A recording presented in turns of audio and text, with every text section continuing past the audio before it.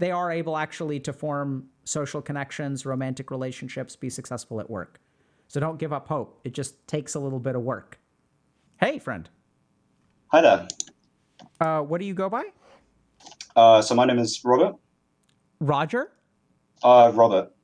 Robert. Robert? Yeah, Robert. Okay. Welcome, Robert. How are you? Yeah, not bad, thank you. How are your friendships going? So my friendships have been, I'm talking in the past tense, I don't really have any friendships at the moment, but my friendships have always felt codependent Okay. to me. So I don't know how do you, I've got like maybe 5 minutes worth of stuff that I will sort of read out. Is that okay? Yeah, I'd love that. Thank you so much for preparing. Okay. So I'm gonna start off by saying that I was diagnosed as autistic, I think when I was 3. Okay. And so when I was in school, so secondary school, 11 to 16, I wasn't able to mask my symptoms as well. So people would make fun of me for being weird. Like I was instantly weird to people. And so naturally, because of this, I sort of fell into like the nerd group of my school. And so I Naturally. remember, yeah. And so I remember early on, I had this quite an awkward encounter. I think it was with a girl. I just said something dumb, and my friend like asked me, why am I so awkward around people? And I told him about my diagnosis, and so I remember regretting that day quite a lot because as soon as I told him, I gave him this like, you know, I gave him this buzzword basically, and so from then on, like all throughout school, that word was used to describe me like constantly. Um, and so in my group, there were, I would say, 3 people who were a lot smarter than I was. Uh, and I was one of the 4 that weren't very intelligent. I was educationally quite mediocre, so I could never really join in on any intelligent discussion whatsoever. However, the only reason I had any value in this group was because I could make people laugh. Like that was like my place that I held in the group. Um, and I found like I mean sometimes I could say things that were humorous, but there were times where I would say something or I would just do something. I would say something outrageous or do something outrageous, and you know people would laugh at me rather than with me. Common. Yeah. So in fact, I think it happened more that people were laughing at me than with me. Now I think of it. Yeah. So I realized that the only way I could get a positive response out of my friends was to just make them like I didn't have any place in this group other than my ability to make them laugh. And I would sort of like I knew that they knew I was autistic, so I would play it up a little bit. Like there were times where I would pretend to be completely oblivious to certain things, and in turn that would sort of gain a reaction out of them, like, oh, look at him, he's the funny sped kid, like he doesn't know, Yep. and so I sort of created like a almost a character out of myself rather than Yeah. like displaying who I was. And overall, I'd say I had one other group of friends who were, I would say, more malicious. If, in fact, it was mostly only one person. Um, the other group I'm on good terms now with, like we're okay. But there was another group of people that I joined through someone that I had known from when I was young. It's like we grew up together, lived on the same street, and his he knew about my diagnosis because his mother had told him just for the sake of Mm. awareness. And Yeah. when we were kids, it was like you're just childhood friends. It doesn't matter. But I remember we reconnected later on, like sort of in our secondary school years. Started playing CS:GO together, and he played CS:GO with his school friends, and so he introduced me to them. And the first time he introduced me to his friendship group, he introduced me as, "Oh, this is the autistic guy that I was telling you about." And he didn't even introduce me by name. I had to say it myself. But he introduced me as this label right off the bat. But I still managed to do my usual thing. I was able to fit in with this group. I came in with my brand of loud and obnoxious humor and managed to get laughs out of them. So I knew that I was able to fit in at the very least. And I remember the first time that I met his friends in person, they were kind of like, I don't know what it was, but they were hesitant around me. And I wondered why. Like I just like introduced myself, but they sort of like, they were kind of like weirded out by me, like right off the bat. And later on, his friend had told me that um, this guy had said, "Oh, you need to watch out around him. He's severely autistic, and he might throw his arm out and accidentally hit you." And he like it was sort of said as a joke, like he was trying to build this character of me, basically, rather than letting his friends meet me normally. And so I was always introduced as the autistic guy. I was never Robert. Um, I was always his autistic friend. That's how people referred to me as. And I was able to still like fit in to a degree, but I was never really respected as a person. I was just kind of this like sideshow freak on the. Sure. That's how I felt. And eventually it got to the point where I understood that I was sort of a lightning rod for all of the jokes. Mm. Damn, Um, what a phrase, dude. That's such a yeah, powerful phrase.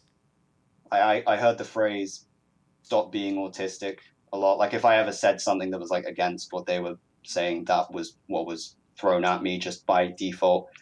If I ever tried to stand up for myself, I wouldn't ever be taken seriously because I was just the funny guy. That's all I was. And because this word was being used to describe me so much, it became synonymous with my very existence. Like once I left school, and I entered college, I really started like college is high school, 16 to 18. Uh, and I really struggled to adjust. Like I couldn't make any friends whatsoever. Like I felt really, really awkward around people because I thought that I just like emanated autism. Like they could just detect it just by standing near me. And that doesn't really make sense, right? But because I've been caught, like I'd become so attached to this word, and I felt like I never understood really what I was being made fun of for, but I was being made fun of for something. So I thought, I don't. People can just see it, but I can't. Does that make sense? Yeah, absolutely. Okay. And so yeah, I didn't make any friends in my last years of education, and ever since I've been 3 years out of education, just working various different jobs. Um, and I've sort of realized how it's affected me, like in my working life, because and just like my ability to make friends in general. Like I've been around some people in work who are like my age, and I could have made friends with, but I didn't want to like do the same thing as I did with all of my other friends and like try to be outgoing. And so I would, I was always worried that they could like anyone that talks to me can detect it, like they know, like they can pick up on like my Yep. awkwardness. So I basically try to pretend to be as normal as possible.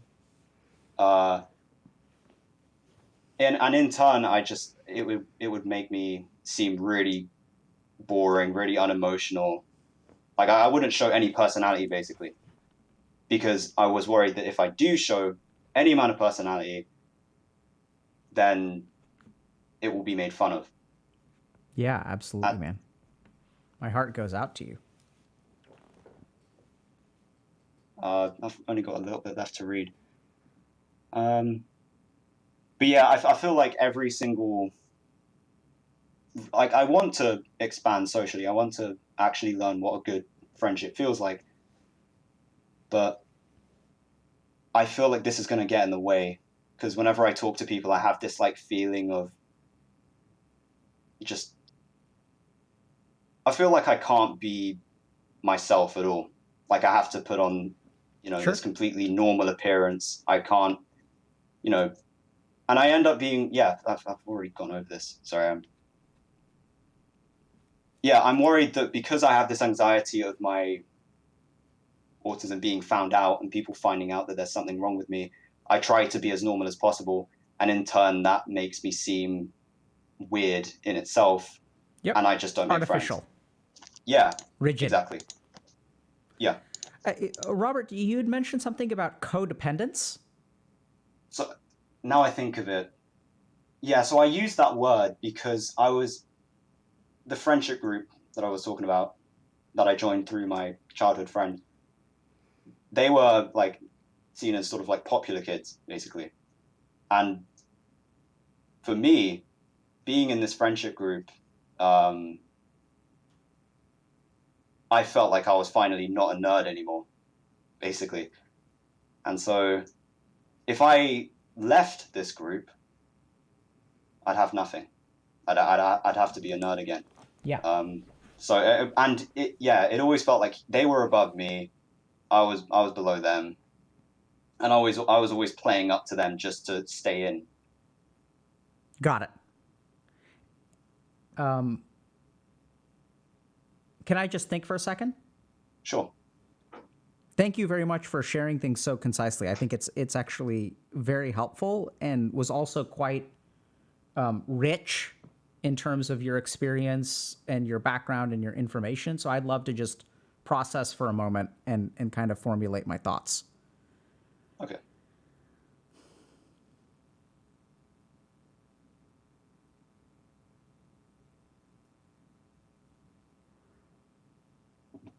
Yeah. So Robert, is it okay if I try to respond in a more almost like you kind of gave me 5 minutes? Is it okay if I kind of try to do the same back to you, and then we can Sure. maybe dig in a little bit more?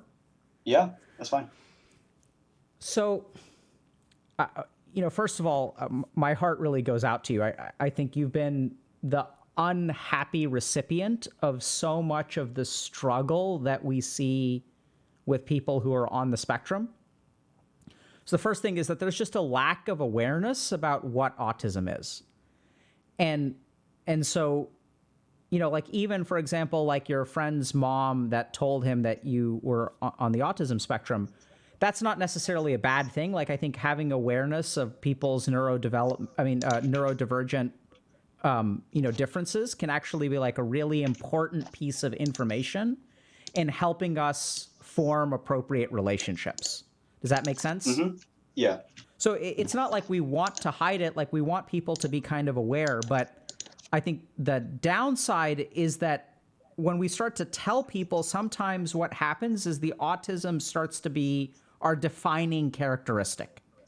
Yeah. And once it starts to become the defining characteristic, I've seen this in a way that I really hadn't seen even 5 years ago, where sometimes groups of people, right, because we're being like more accepting of people with autism, and it's neurodevelopmental, and it's like, it's a little neurodivergent. And so like, I've almost seen people who will have like a token autistic friend. So like groups of people will have like a friend, and it's like, oh, we're cool and we're accepting because we've got one. I'm friends with someone with autism, so that means that I'm a cool person and I'm like accepting of people and I'm woke and all this kind of stuff. But even then, in that moment, they don't have a friend with autism. They have an autistic friend. And this is where sometimes, like, I think you shared that beautifully when you kind of said, like, you got introduced as, oh, here's the autist I found. And they didn't even like introduce your name. And that's where, like, what's sort of starting to happen is people are starting to be defined by their autism instead of autism being a part of who they are. And this can get like even worse, because as you sort of get defined by this one thing, you're left with a very interesting social challenge, which is like, this is like, these people are my friend because like, oh, like I'm autistic. And then what happens is like, you're trying to figure out, okay, how do I relate to these people because they're judging me in this way? And what a lot of people with autism will end up doing, we'll also see this with other neurodivergent kind of conditions, like ADHD is very, very common, where you become the clown, right? Because that's how you get your social status. You may not be as intelligent as them. I'm not entirely sure I agree with that, by the way, but if you say that, we'll accept that for now.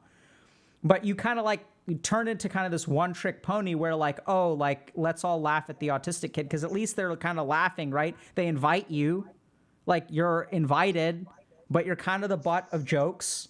And then you're kind of stuck because you're in the situation where even if you try to say something or do something or exhibit frustration with your quote unquote friends, they attribute, oh, they're like, that's just his autism acting out. Like, oh, we don't have to take his like concerns seriously. We don't have to take his feelings seriously. We don't have to take his criticisms seriously. That's just the autism. It's just the autism. Yeah. And so it's a very toxic dynamic where you have to like continue paying this price of being the butt of jokes in order to get some degree of social acceptance. And then as you lobby to actually be a part of the group instead of fitting in, like they don't want that, right? Because they treat you, your entire relationship with them is defined by the autism. And so like we feel kind of stuck by this bullying. It's essentially bullying.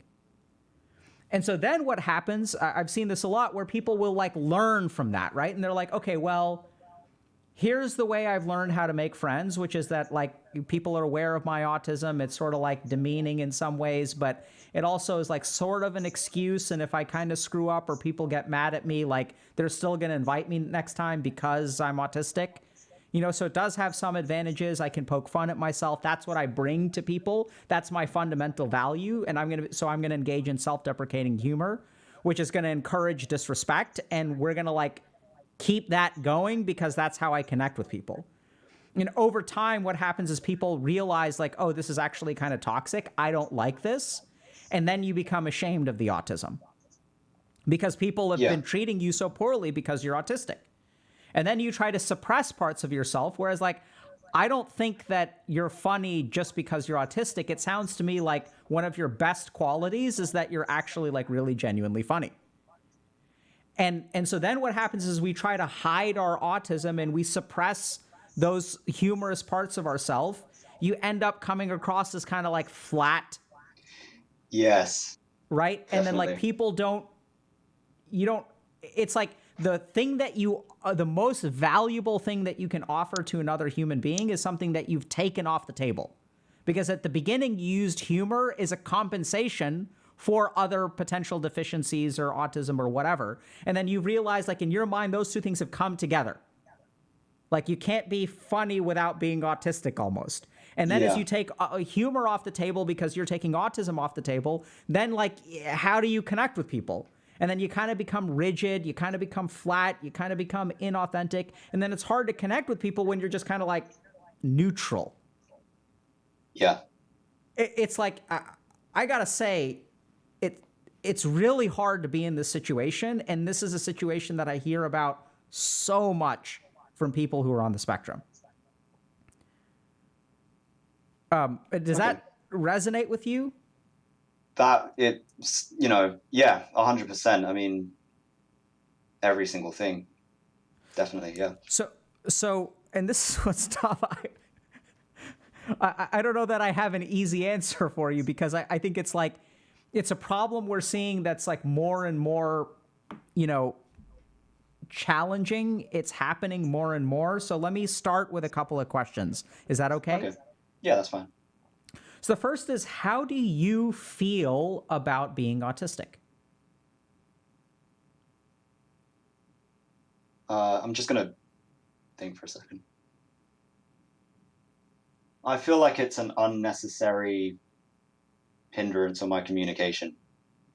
It's that I don't like, there's a lot of, there's this stereotype of an autistic person where they're sort of like gifted in some sort of way, like, Rain Man, if you've ever watched that movie, or he can count cards, whatever. I'm not like good at maths. I'm not good at coding. I'm not really particularly good at anything. I just have the social downsides. That's how I personally feel about it. Yeah. So I think that's a really good description because sometimes in the game of life, we almost think about it like, I don't know if you play D&D or like RPGs, but not really. Okay. So like sometimes we have like this character creation kind of perspective where it's like, if I get a negative trait, I get some kind of bonus point somewhere else. Yeah. and then it all evens out in the end. Like I can min max by having a really low stat over here, but then I'm super high over here. And unfortunately, sometimes that's not how life works, right? Yeah. Sometimes things are just like negative. Like there's no like upside to trauma, like, right there, you know, so that's challenging. Yeah. So how do you feel about, so you kind of don't feel like you have any kind of advantages. You're not an autistic savant. No. And so, but how do you feel about, like, how do you feel about that? Like not having an advantage and just having a straight disadvantage? I can't really, just bad. I can't really elaborate on it anymore. Like, you know, there's no upside to it. Yeah. So do you find yourself wishing that you weren't autistic? All the time. And are you ashamed of being autistic? I will say not so much anymore. Like I've been working a lot on dealing with that shame, and I'm not really ashamed of it anymore. The way I see it now is I could do without it, and it probably would have made my life play out a little. It would have made my life easier at that stage of my life, but I'm not ashamed of it necessarily. Like I've sort of worked on that. So I'm really happy to hear that. I think that's going to be very important for going forward. And so what makes it hard for you to form connections with people now? I would say this is slowly improving, but I would say for the past 3 years, the only people I've really interacted are people at work. It's the difficulties of like that. There's something so awkward about small talk and just regular passing interactions with people, and that there's a lot of that happens at work. You need to say good morning, like how are you? I'm fine. How are you? You need to ask them the same question, and then they say the same thing back to you. And it like the inauthenticity of all of these interactions, I always feel like disgusting after I engage in any of like I can't do small talk. That's just like one of them. The question was, what do you think stops me from building connections with people? Right? Yeah. And if it's like, I don't like small talk, that's a completely valid answer. Yeah. Okay. And the other one, a big part is like eye contact. I can only really make eye contact for like 2 seconds at a time before I have to look away. Because obviously, like, you know, you look at like, you know, normal people look at each other. And so over time, I've learned that I have to kind of do that, even though it is difficult. So I'll look at people in the eyes for like 2 seconds and then I have to look away because it becomes too uncomfortable. And what this means is that people sort of naturally get an impression of me that I'm not really on the same page as they are. Like I'm, you know, I'm not listening to them or I'm not interested in what they're saying. So I think I actually give across like an arrogant vibe. Like if people don't know, they just assume that I'm rude. And how do you feel about telling people that you're on the spectrum? I wouldn't ever do it unless it was the only person I've only told. I'm not going to count all the people that I've told. It would make me uncomfortable to tell someone unless it was necessary. Like a manager, for instance. I told my manager at my current job that I'm autistic, and if I'm not making eye contact as much, it feels good to sort of get that weight off my shoulders that I don't feel like I have to pretend. Like they understand that I've got this thing that might make me seem slightly blunt or standoffish at times, and I've sort of got a reason for it. So I think the fear of telling someone can be quite strong because I worry about maybe like, oh, will they think that I'm incompetent? Will they fire me? But I think the most recent case, telling my manager, once I told him, I feel like people at work started to, like when I used to come to work, I would just like come in, not say a word, and I would go home. But now that people sort of understand, they're okay with that, and I actually feel more like a lot more comfortable in my workplace, and so I feel like I have actually started talking more to my coworkers now. So I know the positive effects that telling people can have. It's just getting over that initial hurdle of telling them that scares me. Yeah. So Robert, I actually feel like I've got some. I want to share some more stuff with you. I feel like you actually did such a beautiful job with your initial kind of 5 minutes that I don't feel like I need to ask you a bunch of questions. Is it okay if I share some thoughts with you, or were you hoping that I would ask you more questions? No, you can share your thoughts. It's fine. So I'm optimistic for you, first of all. So I think just talking to you now, I think you have a lot to offer people. And I don't know if hopefully you're not watching Twitch chat or anything like that, but Oh no, definitely not. good. And also I think that like what I'm, overwhelmingly seeing is that people think you're a cool person and, you're worthy of hanging out with and have friendship and all this kind of stuff. Right. So like I'm not hearing an overt rejection from people on Twitch, which I think is great. So Yeah. so I think part of what you're dealing with is the fear that you have is primarily because you are, it sounds like, in two primary situations, also with people who are like kids for the most part, right? And so kids are not going to be the most empathic. In fact, kids are some of the nastiest people on the planet when it comes to treating people with compassion. Like kids can be some of the most cruel human beings in the world. And so I think a lot of your fear actually is reasonable, right? Because you've had this experience where people have defined you by autism, have treated you a particular way because of that autism. Some of that was also like played into by you because that was your adaptation to get acceptance, right? Yeah.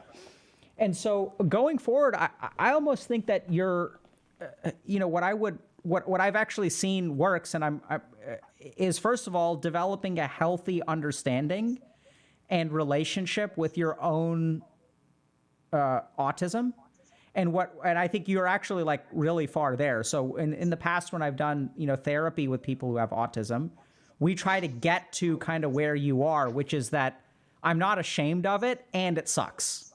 Like I wish I didn't have it, and it's okay to authentically wish I wasn't autistic.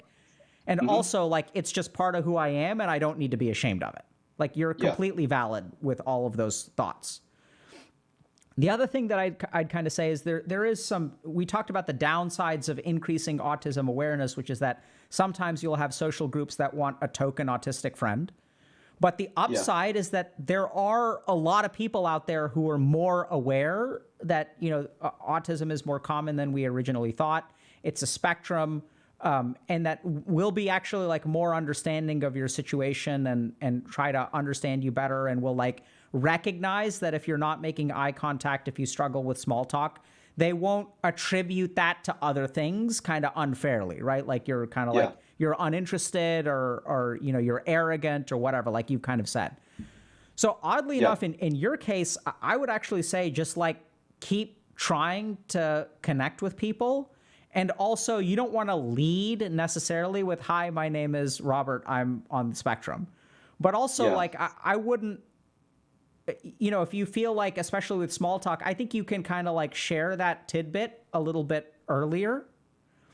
And I wouldn't be surprised. I'm so happy to hear about kind of your situation at work, because what I've actually found is that, if you kind of put that out there and you kind of put yourself out there, and I would include like activating your humor too, that if you try that with 5 or 6 different groups of people, it'll land really well with like 50% of them. And I think to a certain degree, it's kind of a numbers game, because as people are more, compassionate towards people who are neurodivergent, that actually like opens a lot of doors. And also that like if they kind of understand that, oh, the reason that you're not making eye contact isn't because you dislike me, it's maybe a manifestation of being on the autism spectrum. That will allow relationships to foster, and hopefully you'll actually find situations more like you did at work. I'm actually really hopeful because you've at least had a couple, right? And so oddly enough, I think forming relationships with you is really sort of like acknowledging that fear, acknowledging where that fear comes from, and also not letting the fear control you, and kind of taking a chance, being a little bit funny, and also like not hiding the fact, I wouldn't advertise it, but also not being ashamed of and not hiding the fact that you're on the spectrum. How does that sound to you? Yeah, I think, I don't want to be someone who makes it I don't want to sort of like wear autism as a badge and sort of like show it around. But at the same time, I think, yeah, when necessary, when it makes sense to tell people, then I will. And I think I'm a lot more comfortable with doing that now. Yeah, I'm actually just talking to you and having this interaction makes me like quite optimistic that, it's going to be a little bit of a bumpy road. And I think you're probably looking at some amount of rejection, but also that rejection is not something that I think is like, this is the hard thing, is sometimes it's hard to acknowledge that if a group rejects us, it's not like we're personally deficient, right? Yeah. And even then, it may not be like a straight rejection. It's just like, if you ask, hey, like you want to hang out sometime? Yeah, sure, I'd love to. And then nothing ever happens. Doesn't mean that I don't like you. It just means that maybe I'm busy, or maybe I'm struggling with my own depression, or, like there's a lot of family drama going on, or things like that. And I think that's where it's like just important to remember that to a certain degree, it's like kind of a numbers game. That if you reach out and try to connect with 5 different groups of people, 2 to 3 of them will probably like not land, but all you really need is like 1 or 2. And then I think you've really come a long way. And I'm optimistic that if you just keep on trying, you'll actually do really well. Yeah. How does that sound to you? I mean the rejection part, like obviously I have quite a negative relation. Well, I think everyone does. Nobody wants to be rejected. But yeah, getting over that sort of, oh, everyone hates me if these people hate me. That will be the most difficult part. But yeah. Yeah, I mean, so I like I said, it's going to be a bumpy road. I think this is the kind of thing where actually like seeing a therapist could also help you with that kind of stuff. In terms I am currently seeing a therapist. Oh, that's fantastic. So I would take that, those rejections, I would take them to therapy and kind of vent them there. I'm not surprised at all to hear that you're seeing a therapist, because it sounds like you've really come a long way and you're, doing really well. The one thing that I would remember is that sometimes this can be a feature of being on the spectrum, but it is not exclusive to being on the spectrum. So a lot of neurotypical people will do this. Like, that rejection is sometimes a manifestation of black and white thinking. Yeah. And just be aware of that, right? So black and white thinking is not specific to autism spectrum, but I tend to see it happen more in people with autism. And so some of this stuff like, oh, the only thing I bring to the table is self-deprecating humor, that kind of black and white thinking I would start to really become aware of and question a little bit. Because I think you bring a lot. I mean, just talking to you now, like, I feel like I would have no trouble hanging out with you for like 2 or 3 hours and just, and you haven't cracked any jokes. Like, you're insightful, you're thoughtful, you're organized with your speech, you're self-aware, like you bring a lot to the table. Yeah. But like with the way that I'm interacting with you currently, it's very formal. Like I'm not interacting with you in a bubbly, energetic way. Like I'm just saying words. That's all I'm doing. And I want to get past that like exterior that I've built for myself. And You mean it, Robert, it gets better than this? I mean, I don't know. I feel like this is just very. I feel like you feel like you're talking. I feel like you might feel like you're talking to a robot right now because of the sort of. I don't feel like I'm talking to a robot. Well, that's how I always feel when I talk to people, because I feel like, because I'm not emotive and I'm not energetic like other people are. They get the impression that I'm like, and yeah, I don't know. So I'll just take what you said. Like, thank you. So like it's important to acknowledge that, right? Like, but yeah, that's the whole point, is that a lot of you forming friendships is going to be not negotiating against yourself. Could you elaborate? Yeah. So like you're pre-rejecting yourself. You're not even giving me the chance to accept or reject you. You're assuming that I think I'm talking to a robot. Yeah. I didn't feel that way at all. I was the only one who said it. So. Yeah, like, you don't seem like a robot to me. That's great to hear. That's why, honestly, my reaction when you told me like I'm not being bubbly and energetic is like, this is great. You're telling me it gets better than this? Like, that sounds awesome. And that's what I think I'm hearing from you, Robert, is that you're not showcasing your best self. I think the big difference is that even your best self is actually completely acceptable. I mean, even not being your best self is completely acceptable and sounds fantastic. I just feel like I'm talking to a normal, open, thoughtful person. That's what I get from this conversation. Okay. I don't think I've ever been told that before. But it's good to hear that outside perspective. I'm not getting any of the sense that you're funny, but I would say the word that comes to mind the most is that you're thoughtful. Yeah. And if it gets better than that, it's like give me the DLC, bro. Like don't paywall the humor. I appreciate that. Thank you. Any questions? I would like to think. Sure. Just for a second. So.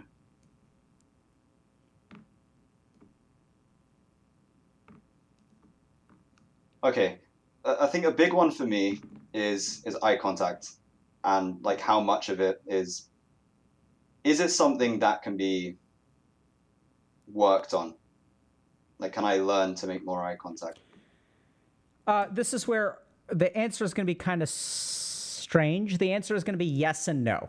So if you look at, I'm not an expert on autism in terms of my clinical practice, but I think that so if you look at like evidence-based psychotherapies and what's effective for people who are on the spectrum, there is a certain amount of like social skills training that can improve your ability to like relate to other people. Yeah. And you can sort of socially train it, but it may never be at the level of like natural eye contact if your brain was a little bit different. Okay. So hopefully, I mean, I'd love it if someone proved me wrong, but what we understand about people who are neurodivergent is that their brains are a little bit different. You can compensate for a lot of it. What I will tell you is that at some point it becomes completely irrelevant. So like you may have difficulty with eye contact, or it may feel a little bit artificial. It's kind of hard. This has been my experience working with people on the spectrum, is that it's hard to like find a natural level, right? So you learn how to make more eye contact, but then it can feel like you're staring a little bit too much, and that can make people some people uncomfortable. And the truth of the matter is that for some people that I've worked with, they never get to the neurotypical level. And it's actually kind of irrelevant because it feels awkward for the first hour that you're with people. But I've worked with a ton of people who never master eye contact, who are still able to live completely fulfilling social and romantic lives. Because at some point, like a lot of that eye contact is actually with the initial social interaction. And I don't know how to say this, but I'm assuming that you've got relationships with your family, but like, do you have eye contact problems with your family? It's not as bad. It's not as bad, but that like I can't look. There's still that thing where I can't look for too long.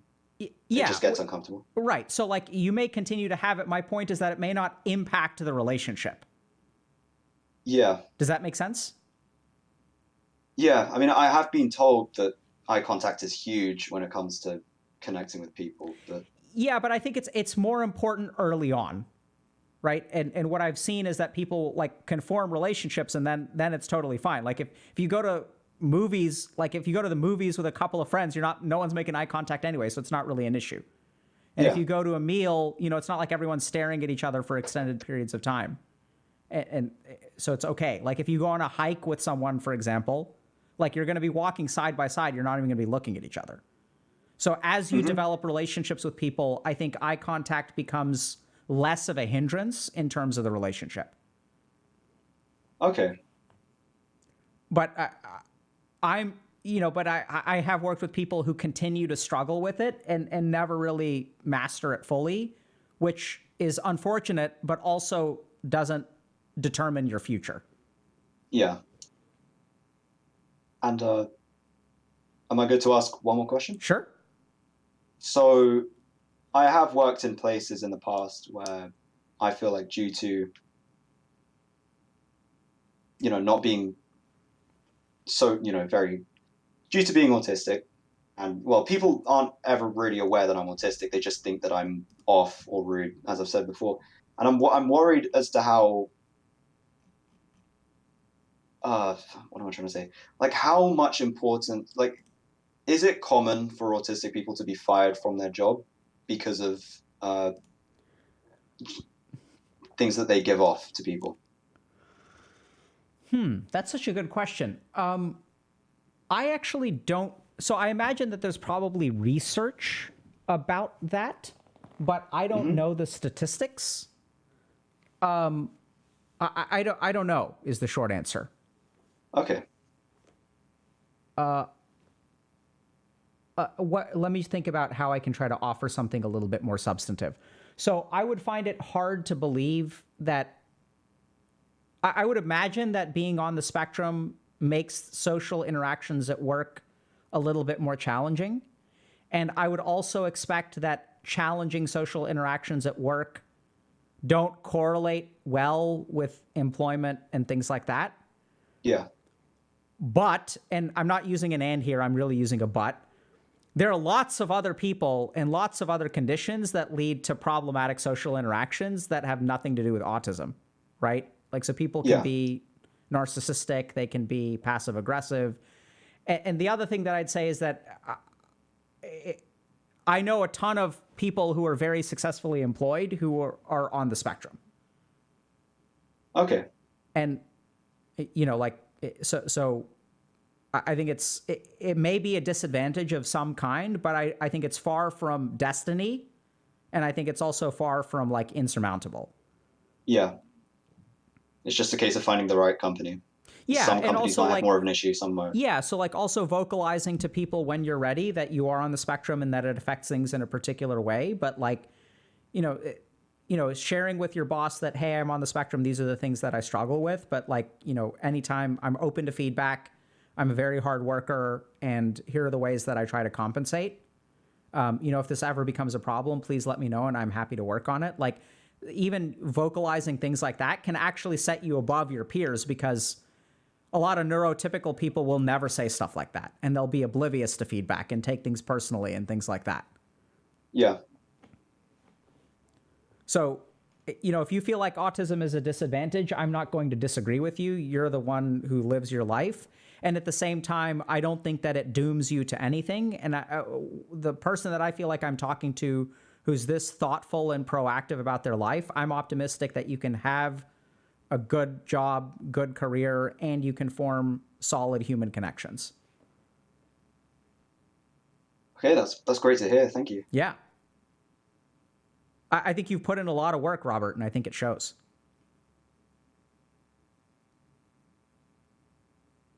Okay, I mean, is there anything else, or? Not from my end. All right, brilliant. Thank you very much. Thank you. Been great. Thanks for sharing, and thanks for calling in. All right, thank you. Take care. See ya. Oh, Inferno Pizza wants to be his friend real bad. Yeah, so I think, I just want to kind of recap this for a second. So sometimes we're becoming more aware that people are on the autism spectrum. So a couple of things to remember. The first is that the autism spectrum is a spectrum. And so there's, you can't define the destinies of people on the autism spectrum in one particular way, because different people have different advantages, disadvantages, etc. I think, unfortunately, what we're starting to see is that on the one hand, it's good that there's more autism awareness, right? So people like Robert is in a workplace where he explained this to his boss. Boss was very understanding.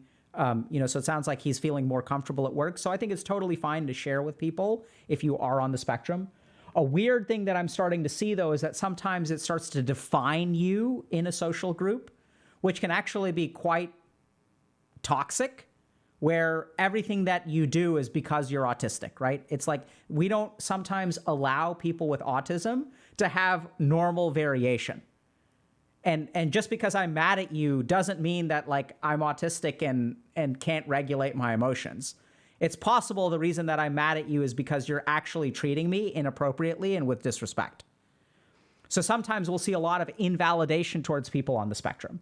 And sometimes we'll also see a weird kind of toxic thing, which is like the token autistic friend in a friend group, which, as Robert said, can sometimes make you a lightning rod for jokes. And so the challenge is, if you grow up on the spectrum, and it doesn't necessarily have to be on the autism spectrum, I've seen this with other things like ADHD as well, where you sort of learn that humor and self-deprecating humor is the way that you get admission to a friend group. But if that's what starts to happen, like, you know, you're paying a poor admission price and you're not truly being accepted.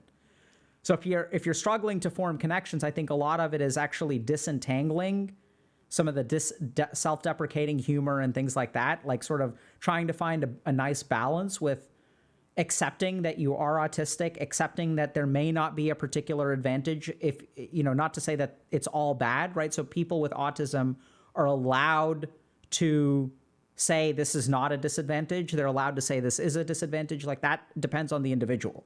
We don't get to decide that for people with autism. You have to develop your own relationship and comfort and acceptance with your neurodivergence. And once you do that, hopefully you're not ashamed of it, right? So I think overcoming that shame is really important. And then as you start to form connections with people, thankfully there is more awareness. And sometimes you have to let people know that you're on the spectrum to help them understand why you may not be doing some things that neurotypical people do. But in my experience, people who sort of take this approach and overcome some of their fears and don't like slip into automatic self-deprecating humor, because that attracts for a particular kind of person, they are able actually to form social connections, romantic relationships, be successful at work. So don't give up hope. It just takes a little bit of work.